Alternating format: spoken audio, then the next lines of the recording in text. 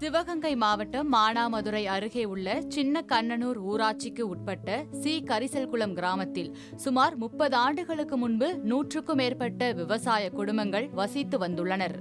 இந்த கிராமத்திற்கு அடிப்படை வசதி இல்லாத காரணத்தால் இந்த கிராமத்தில் இருந்தவர்களில் பெரும்பாலானோர் மதுரைக்கு புலம்பெயர்ந்து சென்று விட்டனர்.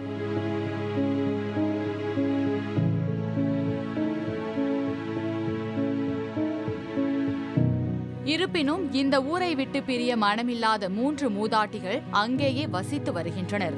பேச்சில்லா கிராமம் என்ற பெயரில் அழைக்கப்படும் இந்த கிராமத்தில் பூர்வீக விவசாயிகள் மட்டும் மதுரையில் இருந்து வந்து வேளாண் சாகுபடி பணிகளில் ஈடுபடுகின்றனர்.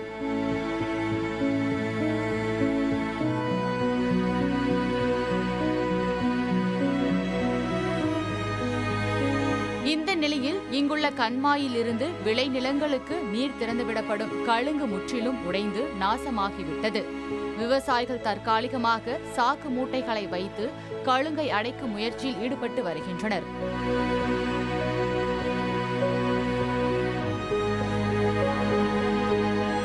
இதனால் நெற்பயிர்களுக்கு தகுந்த நேரத்தில் தண்ணீர் பாய்ச்ச முடியாமல் பெரும் இன்னலுக்கு விவசாயிகள் தள்ளப்பட்டுள்ளனர். கடந்த 7 வருடங்களாக கழுங்கை சரி செய்து தரக்கோரி முதலமைச்சர் முதல் மாவட்ட ஆட்சியர் வரை மனு கொடுத்தும் எந்த ஒரு நடவடிக்கையும் எடுக்கவில்லை எனவும் குற்றச்சாட்டு எழுந்துள்ளது.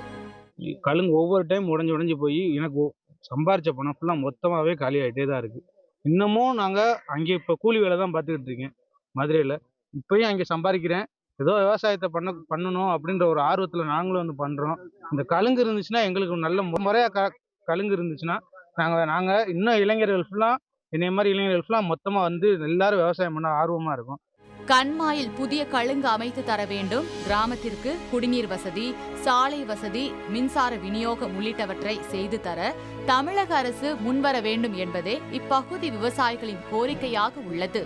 இந்த கழுங்கு இல்லாதனால மொத்தமாக எல்லாருக்கும் பாதிப்படையுது. மொத்தமாக தண்ணி அடிச்சுட்டு போகுது.